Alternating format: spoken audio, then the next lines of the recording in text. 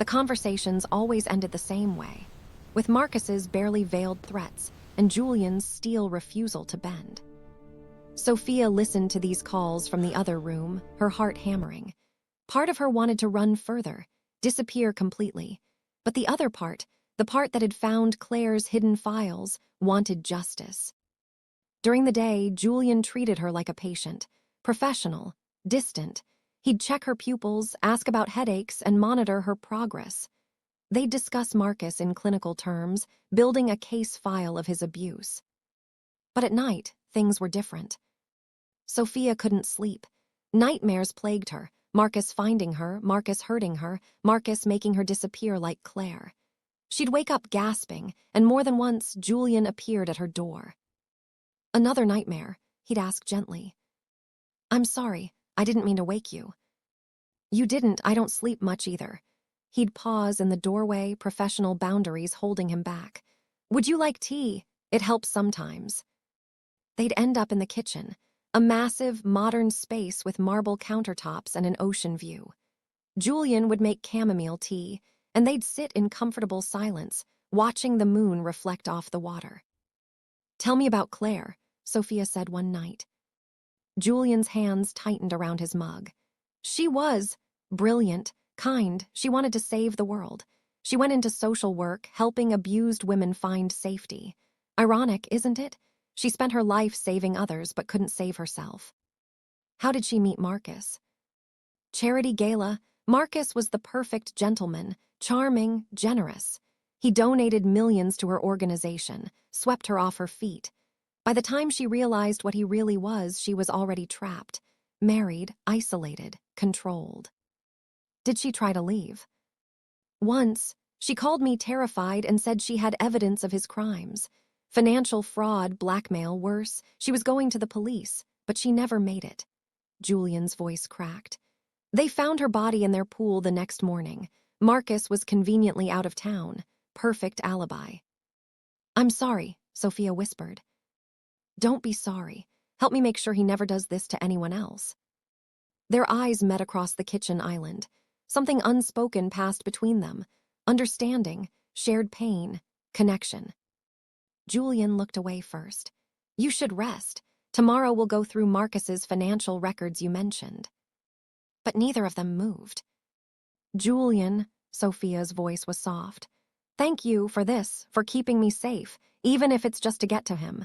You're still saving my life." "Sophia," he said her name like a prayer. "I need you to understand something. When this started, yes, it was about Claire, about justice. But now—" He stopped, jaw working. "Now I'm terrified every day that he'll find you, that I'll lose you the way I lost her. And that's not professional. That's not about the case. That's about—" He didn't finish. He didn't have to. "I know," Sophia whispered. "I feel it too." The space between them felt charged, dangerous. Julian took a step back. "This can't happen. You're my patient. You're vulnerable. I won't take advantage of that." "You're not taking advantage. I'm choosing this." "You're choosing it because you're scared and alone, and I'm the only person protecting you. When this is over, when Marcus is in prison and you're free, you'll realize you never actually wanted me. You just wanted safety." The words stung because they might be true. Sophia didn't know any more what was real and what was survival. "Maybe you're right," she said quietly. "Or maybe you're scared too. Scared that if you let yourself care about me, you'll lose someone else you love." Julian flinched like she'd struck him. "Good night, Sophia." He left before she could respond. The following week, everything changed. Emma called on the encrypted line. "We have a problem." Sophia's blood ran cold. "What kind of problem?" "Marcus hired a private investigator, one of the best. He's not buying the Amnesia story. He thinks you're faking." "How do you know?" "Because the pie came to me. Marcus knows we're friends. He offered me $500,000 to tell him where you are." Sophia's heart stopped. "What did you say?" "I said I didn't know. But Sophia, he didn't believe me. He's having me followed, which means he might track me back to Julian." "We need to move. I need to disappear again." "No," Julian's voice came from the doorway. He'd been listening. If you run now, Marcus will know you're alive and conscious. Your amnesia cover is blown. He'll hunt you to the ends of the earth. So what do I do? Julian's expression was grim. We accelerate the plan. You're going to remember who you are, and you're going to go back to him. Are you insane? Sophia stared at Julian in disbelief. You want me to go back to Marcus, after everything? Not go back, Julian corrected. Visit him, once, controlled environment. You'll tell him your memories are starting to return. You're confused, fragile, not ready to come home yet, but you'll give him enough hope to stop investigating. And if he doesn't buy it, if he realizes I've been faking this whole time, then we move to Plan B. What's Plan B? You disappear for real. New identity, new country, new life. Sophia's stomach twisted. I don't want to run forever. Then we need to make this work. Julian moved closer, his voice intense. Marcus is getting desperate. Desperate men make mistakes. If we can lure him into showing his true colors in front of witnesses, we've got him. Emma's voice came through the speakerphone. He's right, Sophia. We're so close. I've been tracking Marcus's finances, and there are some serious irregularities. Offshore accounts. Suspicious transactions. If we can tie them to criminal activity while also proving domestic abuse, we can destroy him completely. Sophia closed her eyes. Every instinct screamed at her to run, but running meant Marcus won. Running meant he'd do this to someone else. Okay, she whispered. I'll do it. 3 days later, Sophia sat in a private meeting room at Julian's hospital. Marcus would be there any minute. She wore simple clothes, jeans, and a sweater Julian had bought her. Her hair was down, no makeup. She needed to look vulnerable, confused, like a woman whose mind was still fractured. Julian stood by the door. I'll be right outside. He tries anything at all, I'm coming in. Understand? I understand. Sophia, Julian caught her hand. The touch sent electricity up her arm. You don't have to do this. We can find another way. There is no other way. We both know it. For a moment, she thought Julian might kiss her. His eyes dropped to her lips, his grip tightened on her hand.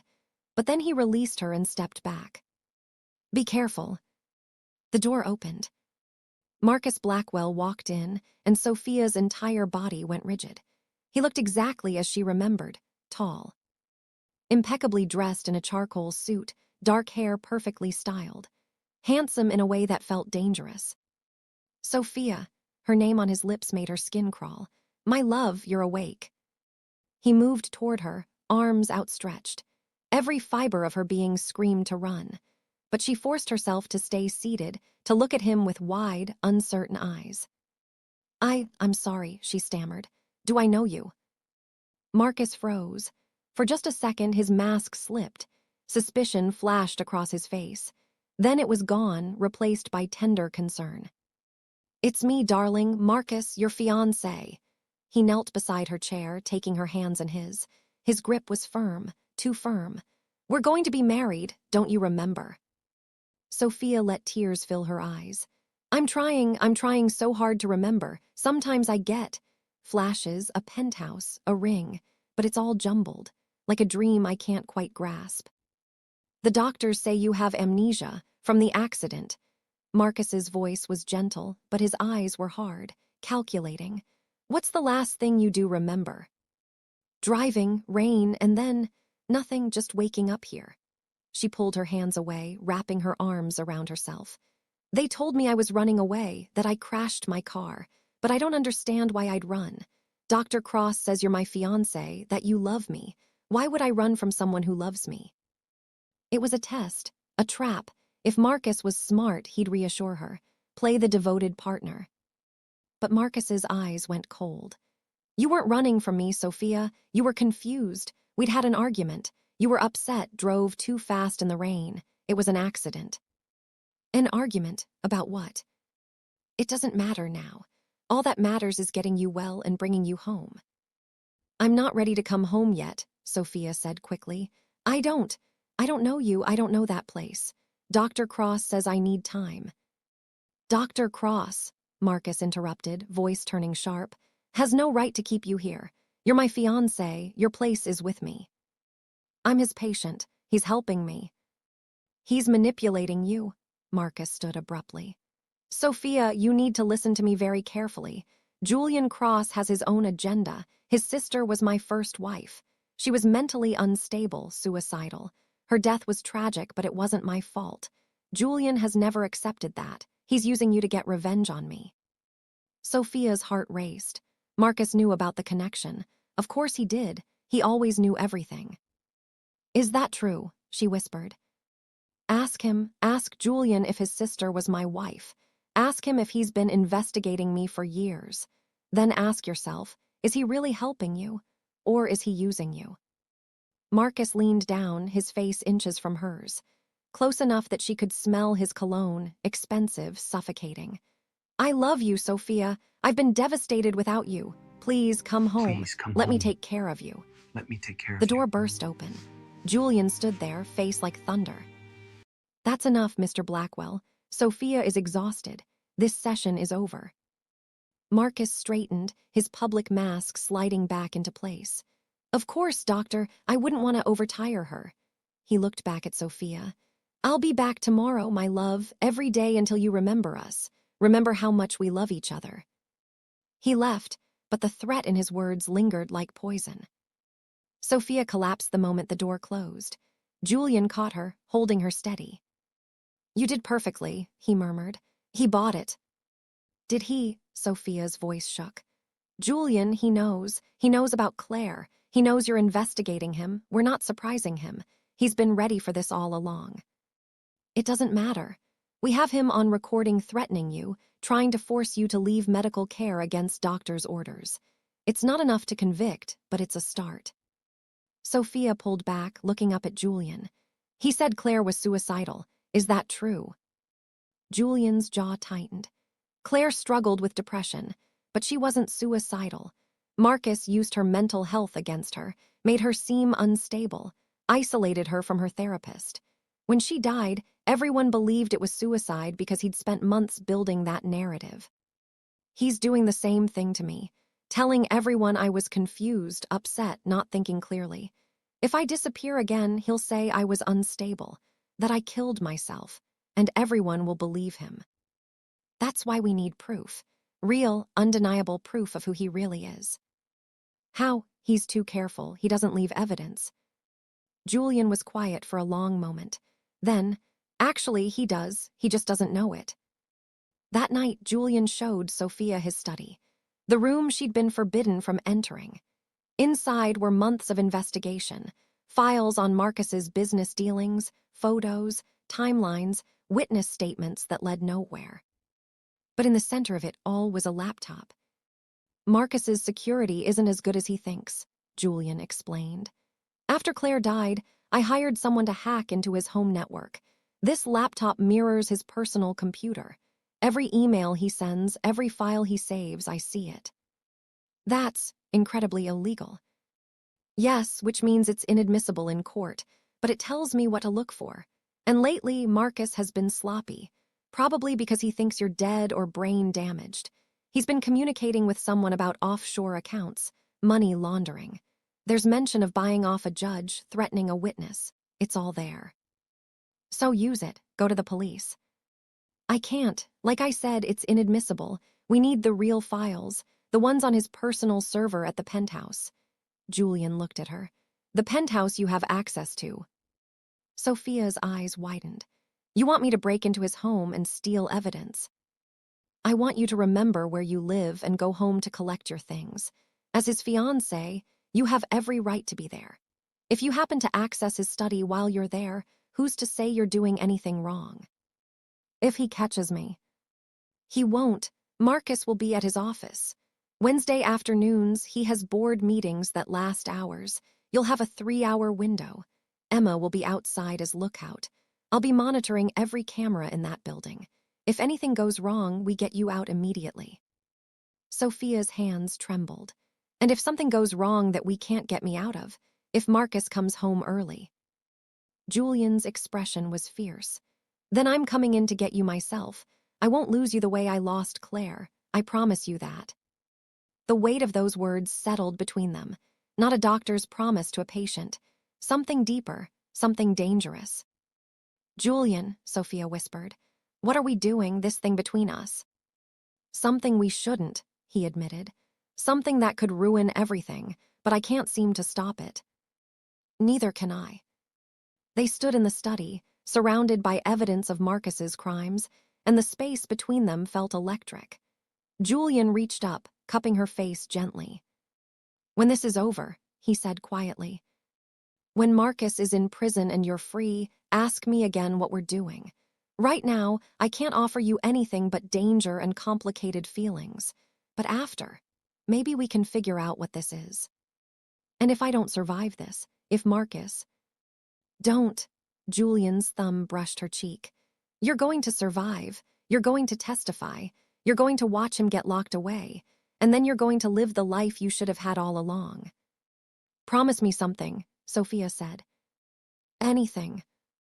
If I don't make it, promise me you'll finish this. That Claire's death won't be for nothing." Julian pulled her close, pressing his forehead to hers. "I promise, but you're going to be fine. We're going to end this together." For one moment, they stayed like that, two broken people holding each other in the darkness, planning to take down a monster.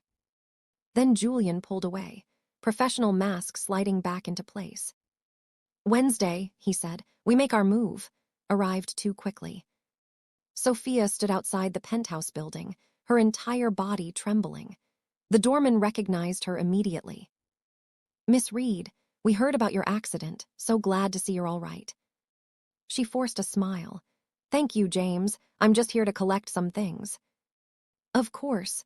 Mr. Blackwell mentioned you might stop by. He's at the office until 5.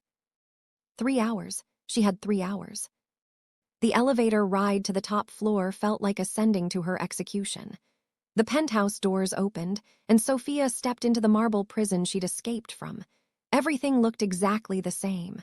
Pristine, cold, beautiful, and soulless. Her hand went to the small device in her pocket, a thumb drive Emma had given her. "Plug it into his computer. It'll copy everything automatically. 15 minutes max." Julian's voice came through the tiny earpiece she wore. "I've got eyes on all the cameras. You're clear.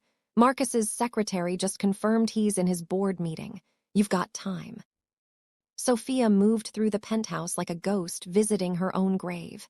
Past the living room where Marcus had proposed. Past the bedroom where he'd tracked her every move. To his study. The door was locked, but she knew the code. Marcus had made her memorize it. "In case of emergency," he'd said. Just another way to make her complicit in his control. The study was exactly as she remembered. Massive desk, expensive art, and behind the bookshelf, the hidden room with all the monitors. But she wasn't here for that. She was here for his computer. Sophia sat at his desk, her hands shaking as she woke the screen. Password protected, of course. "Julian, it needs a password." "Try his birthday." She did, wrong. "Try your birthday." Wrong again. Try Claire's birthday." Julian's voice was tight. Sophia entered the numbers. The computer unlocked. Her stomach turned. Even in death, Claire couldn't escape him. "I'm in," she whispered. She plugged in the drive. The screen showed a progress bar. 1%, 5%, 10%. "You're doing great," Julian said in her ear. "Just stay calm." 15%, 20%. That's when she heard it, the elevator ding. Someone was coming up. "Julian," Sophia breathed. "Someone's here." "What? No, that's impossible. Marcus is still in his meeting. I'm watching the live feed." The penthouse door opened. Sophia yanked the drive from the computer, only 34% complete, and shoved it in her pocket. She'd barely made it out of the study when Marcus appeared in the doorway. "Sophia," his voice was silk over steel. "What a surprise."